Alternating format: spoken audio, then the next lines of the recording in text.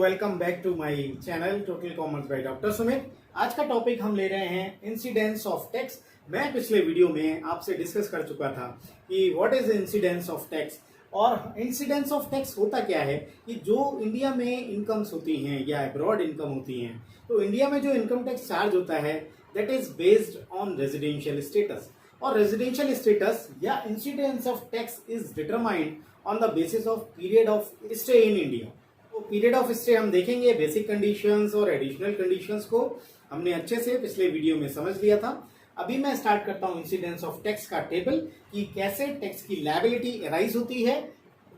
पहला मैंने जो टेबल में पार्ट लिया है वो है resident and ordinary resident, second one is not ordinary resident and third is non resident. ये टेबल में तीन ही कॉलम बनने हैं।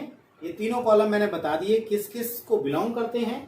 ये पर्टिकुलर्स ऑफ इनकम है। इसमें चार हेड्स में हमारा ये क्वेश्चन होगा। पहला हेड है इनकम रिसीव्ड और deemed to be received in India.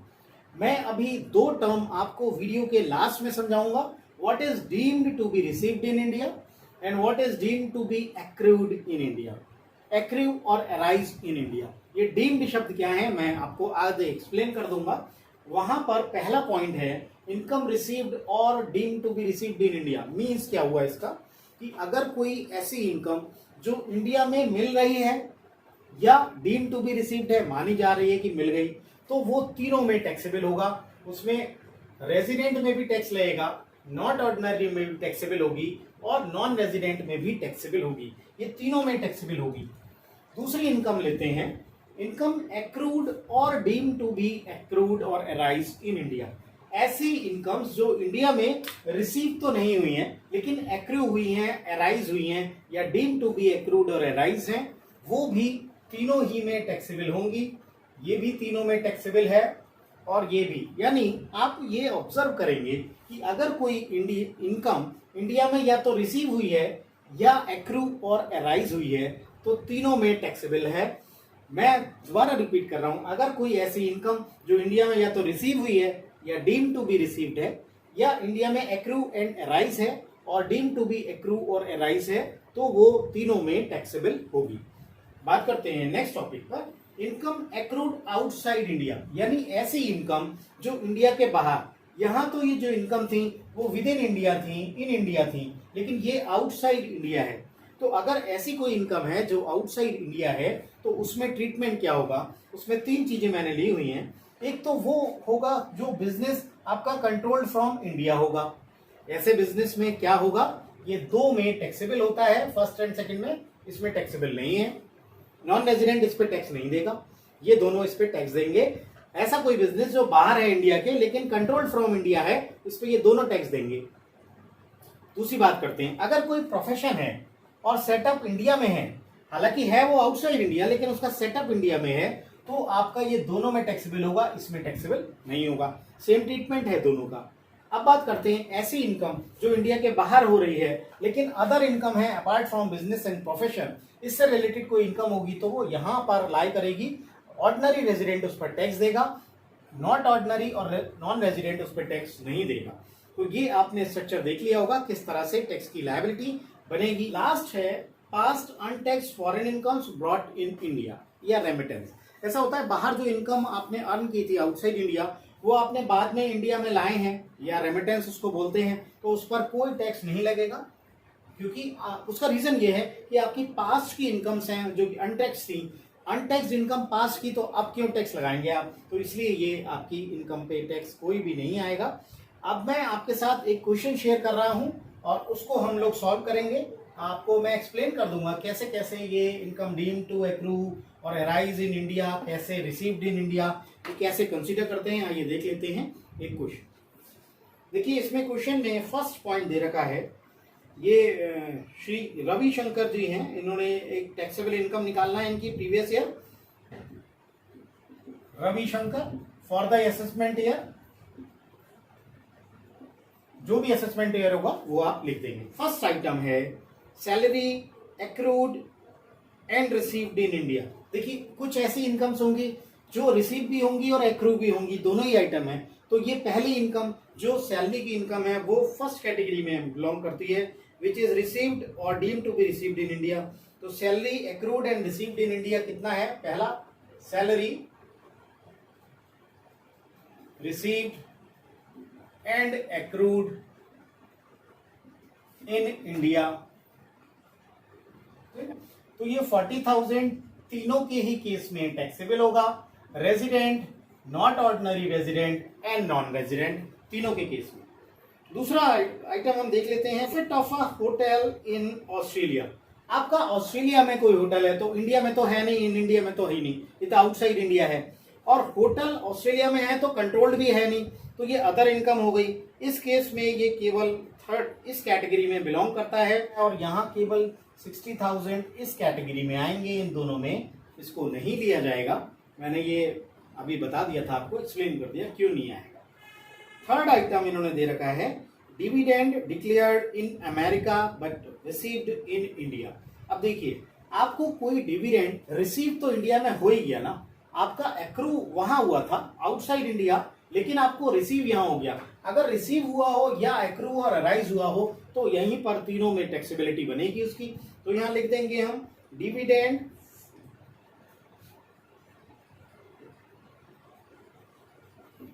America received in India, 8,000 is the amount, और ये तीनों में ही टैक्सेबल होगा माय डियर।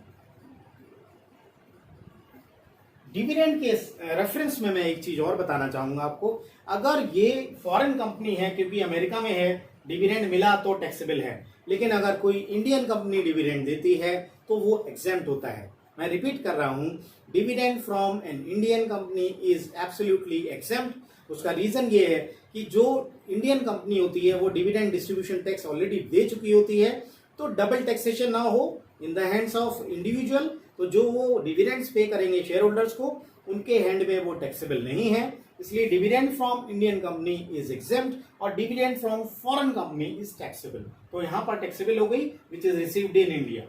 नेक्स्ट पॉइंट है fourth one, income from transfer of a long term capital asset situated in India.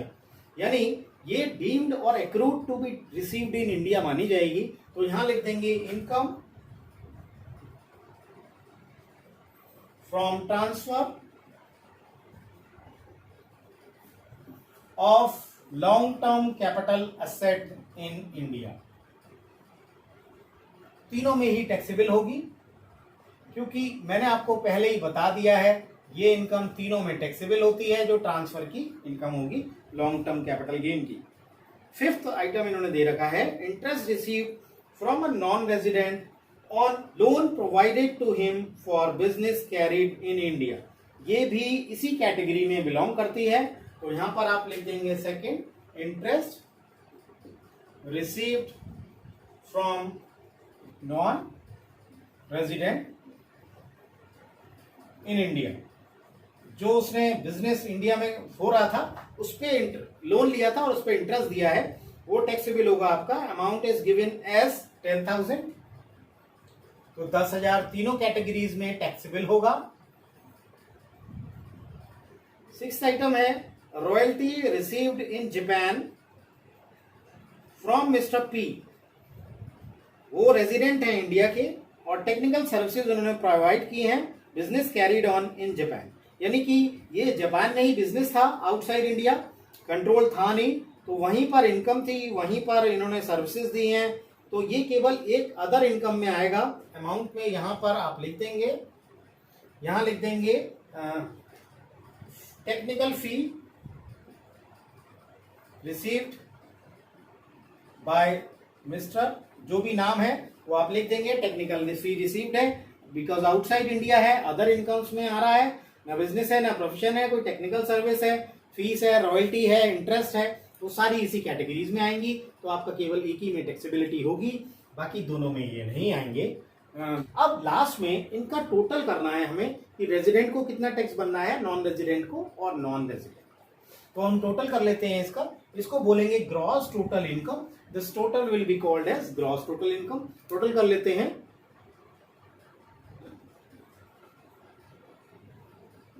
Resident सबसे ज्यादा tax देता है, सबसे ज्यादा टैक्स लायबिलिटी रेजिडेंट की बनती है, उसके बाद बनना है 98,000।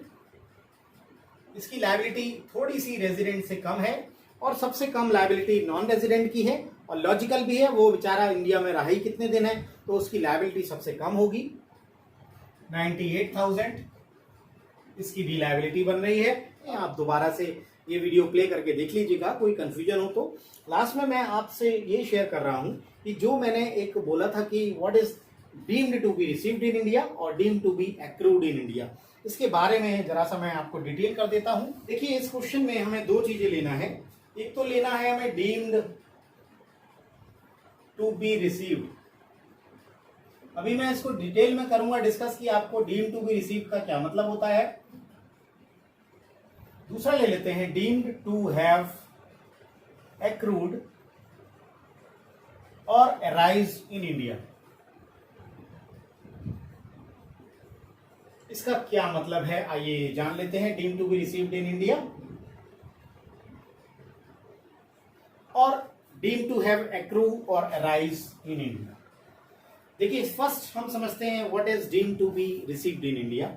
ऐसी कोई इनकम जो इंडिया में मिल रही है, जैसे सैलरी मिल रही है आपको इंडिया में, टैक्सेबल है। पहला देख लेते हैं, इसमें चार चीजें दी हुई हैं। फर्स्ट इज कंट्रीब्यूशन, ये सैलरी पार्ट में है major items. Contribution to recognise provident fund, provident fund को मैं शॉर्ट में लिख दे रहा हूं, contribution to recognise provident fund exceeding 12% of salary. Salary के 12% से ज्यादा आप रिकॉग्नाइज प्रोविडेंट फंड में कंट्रीब्यूट करेंगे तो it is the deemed to be received in India. अगर मान लीजिए सैलरी आपकी 10,000 1 लाख है और आप 15% कंट्रीब्यूट कर रहे हैं तो 3% ज्यादा है ना, तो 3% इसमें इनकम ट्रीट कर ली जाएगी। सेकेंड आइटम अगर हम देखें तो है interest on recognise provident fund. ये जो रिकॉग्नाइज प्रोविडेंट फंड था इसमें इंटरेस्ट भी इंक्लूड होगा, लेकिन it is exceeding 9.5% per annum. ये पूरे एक साल का 9.5% से अगर ज्यादा होगा तो ये टैक्सेबल हो जाएगा। यहाँ 12% ऑफ सैलरी था और यहाँ 9.5% पर एनम है। मान लीजिए 10% मिल रहा है तो 0.5 ही एक्सेस हुआ, वो उस पर टैक्सेबल हो जाएगा। थर्ड आइटम है ट्रांसफर्ड बैलेंस,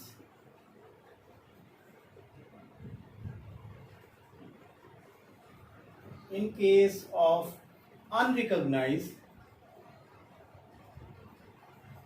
प्रोविडेंट फंड। ये फोर्थ लास्ट आइटम होगा इसका, कंट्रीब्यूशन टू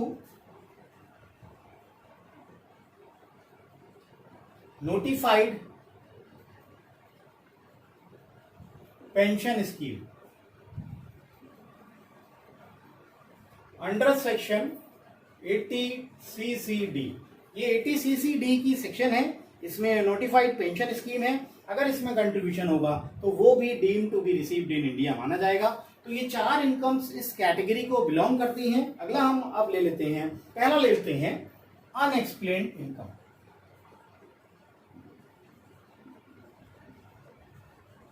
ये अनएक्सप्लेन्ड इनकम्स क्या होती हैं कि मान लीजिए आपको कहीं से कोई अनडिस्क्लोज सोर्स है इनकम का, अनएक्सप्लेन्ड है, आप बता ही नहीं पा रहे कहां से आया, तो ये डीम्ड टू हैव एक्रू और अराइज इन इंडिया माना जाएगा माय डियर। अगर आपके पास इनकम का सोर्स अवेलेबल नहीं है और इनकम आपको दिख रही है तो वो इनकम मानी जाएगी। इसमें एक चीज और इंपॉर्टेंट है कि एक तो होता है कि इसका पोजेशन किसके पास है, एक होता है ओनरशिप। तो यहाँ पर ये इसमें कैटेगरी में शामिल होने के लिए इसमें ओनरशिप इंपॉर्टेंट है, पोजीशन इज नॉट इंपॉर्टेंट। मान लीजिए आपको ज्वेलरी मिल गई, ज्वेलरी है, अब ज्वेलरी का ओनरशिप आपके पास नहीं है, कागज आपके पास नहीं है, केवल आपके पोजीशन में है, तो उस पर टैक्स नहीं लगेगा। पोजीशन में आपके पोजीशन के साथ साथ ओनरशिप देखा जाएगा कि किसकी ओनरशिप में है। अगर आपकी ओनरशिप में है तो टैक्सेबिलिटी आपकी बनेगी, इसमें इंक्लूड होगा। अगला आइटम हम ले सकते हैं डिविडेंड बाय इंडियन कंपनी।